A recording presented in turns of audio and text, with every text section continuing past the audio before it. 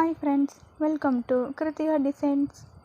இந்த வீடியோவில் நம்ம டபுள் லேயர் செயின் ஸ்டிச் தான் பார்க்க போகிறோம். செயின் ஸ்டிச்சே தான், வேறு ஒன்றும் இல்லை. ஆனால் இது பார்த்தீங்கன்னா டபுள் லேயரை போட போகிறோம். அதுக்கப்புறம் நம்ம 444 அப்படின்னு நம்ம எத்தனை லேயர் வேணாலும் நம்ம கூட போட்டுக்கலாம். நார்மல் செயின் ஸ்டிச் தான், ஒரு லைன் போட்டுக்கலாம். ப்ளவுஸில் பார்த்தீங்கன்னா ஸ்டார்ட் பண்ணும்போது ஃபஸ்ட்டு ஜரி த்ரெட்டில் ஒரு 3 லைனும், அதுக்கப்புறம் சில்க் த்ரெட்டில் 2 லைனும் போட்டுட்டு அதுக்கப்புறம் தான் நம்ம பீட்ஸ் வச்சு ஸ்டார்ட் பண்ணுவோம். அப்போ தான் ஸ்டிச் பண்ணுறவங்களுக்கு கொஞ்சம் ஈஸியாக இருக்கும், ஒர்க்கும் நீட்டாக தெரியும். நீங்கள் ஜரி த்ரெட்லேயும் இந்த டபுள் லேயர் நீங்கள் ட்ரை பண்ணி பார்க்கலாம். இப்போது லைன் போட்டோம் இல்லையா, லாஸ்ட்டில் நம்ம நாட் போட்டுக்கலாம். நாட் போட்டுட்டு நாட் போட்ட இடத்துலையே இருந்து திரும்ப ரிட்டன் கூட வாங்கி ஸ்டார்ட் பண்ணலாம். இல்லை அப்படின்னா நம்ம ஸ்டார்ட் பண்ணோம் இல்லையா ஃபஸ்ட் லைனு, அந்த ஸ்டார்டிங் லைன்லேருந்து கூட ஸ்டார்ட் பண்ணிக்கலாம். இப்போ திரும்ப நான் ரிட்டன் வர மாதிரி லாஸ்ட்லேருந்து தான் ஸ்டார்ட் பண்ணியிருக்கேன். டபுள் லேயர் அப்படிங்கும்போது பார்த்தீங்கன்னா 2 செயின் ஸ்டிச்சு போடுறோம் இல்லையா, 2 செயின் ஸ்டிச்சுக்கு நடுவில் கொஞ்சம் கூட கேப் தெரியவே கூடாது. கேப் இல்லாமல் ஒட்டியே போட்டுக்கிட்டே வரணும். கேப் தெரிஞ்சால் நல்லா இருக்காது. அந்த ஊசி வைக்கிற அளவுக்கும் கூட கேப் இல்லாமல் தான் நம்ம ஒட்டி போட்டுக்கிட்டே வரணும்.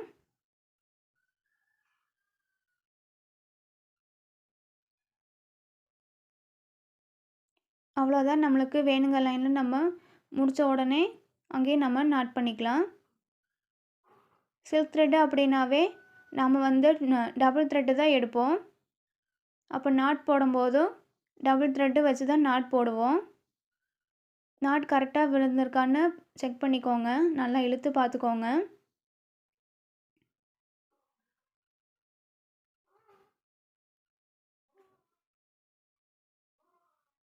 இன்னொரு டைமும் போடுற பாருங்கள். நார்மல் செயின் ஸ்டிச்சே தான். இப்போ நான் ஸ்டார்ட் பண்ண இல்லையா, அந்த ஸ்டார்ட் பண்ண பாயிண்டில் ஒரு குட்டி பஞ்ச் பண்ணிவிட்டு அதுக்கப்புறம் ஸ்டார்ட் பண்ணாலும் கொஞ்சம் ஸ்ட்ராங்காக இருக்கிற மாதிரி இருக்கும். த்ரெட்டை இழுத்துக்கிட்டு இருக்கிற மாதிரி இருக்காது, கொஞ்சம் ஃபினிஷிங் நீட்டாக இருக்கும். அதுக்காக தான் ஸ்டார்டிங்கில் ஒரு குட்டி பஞ்ச் பண்ணிவிட்டு அதுக்கப்புறம் நம்ம செயின் ஸ்டிச்சை எப்போ போல் ஸ்டார்ட் பண்ணிக்கிறோம்.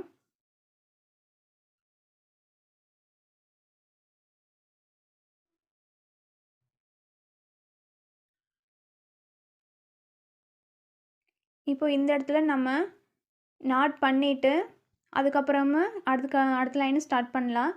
இல்லை அப்படின்னாலும் இப்படி குட்டி பஞ்ச் பண்ணிவிட்டு அதுக்கப்புறம் நம்ம டைரக்ஷனை மாற்றிக்கலாம். ஏன்னா குட்டி பஞ்ச் பண்ணுறோம் இல்லையா, அந்த குட்டி லாக் அது போட்டால் தான் நம்ம டைரக்ஷன் மாற்றும் போது நீட்டாக இருக்கும். இல்லை அப்படின்னா த்ரெட்டை இழுத்துக்கிட்டு இருக்கிற மாதிரி தான் இருக்கும். நீங்கள் ஃபஸ்ட்டு போட்ட மாதிரி நாட் பண்ணிவிட்டு அதுக்கப்புறம் நெக்ஸ்ட் லைனும் ஸ்டார்ட் பண்ணலாம். இல்லை அப்படின்னா இப்படி டைரக்ஷன் மாற்றியும் நீங்கள் ஸ்டார்ட் பண்ணிக்கலாம் நாட் போடாமல். ஆனால் நாட் போடாமல் பண்ணும்போது ஒரு வேளை பிரிஞ்சது அப்படின்னா ஸ்டார்டிங் வரைக்கும் மொத்தமாக பிரிஞ்சிடும். டபுள் லேயரில் பார்த்தீங்கன்னா கேப் இல்லாமல் மட்டும் போடணும், அவ்வளோதான். அதை மட்டும் நோட் பண்ணிக்கோங்க. ஜரி த்ரெட்லிங் கூட நீங்கள் ட்ரை பண்ணி பாருங்கள். நிறைய ப்ளவுஸ் டிசைனும் பாருங்கள், அதில் எல்லாமே ஸ்டார்டிங் ஜரி த்ரெட்லேயும் சில்க் த்ரெட்லேயும் டபுள் லேயராக நிறைய லேயர் போட்டுட்டு அதுக்கப்புறம் தான் ஸ்டார்ட் பண்ணியிருப்பாங்க.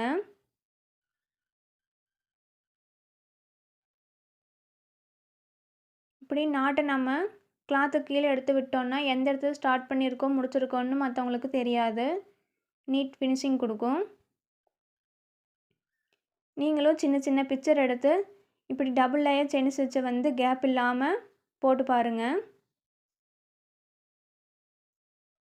மறக்காமல் நம்ம சேனலை சப்ஸ்கிரைப் பண்ணிக்கோங்க. நெக்ஸ்ட் வீடியோவில் பார்ப்போம். தேங்க்யூ.